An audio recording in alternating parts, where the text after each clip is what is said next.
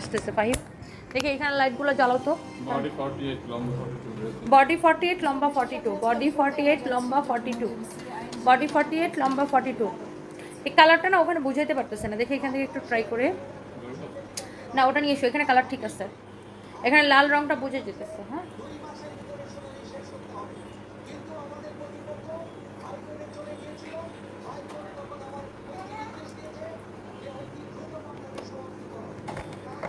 এই কাগজটা তুলে নিয়ে ফালাও, কেকের কাগজটা।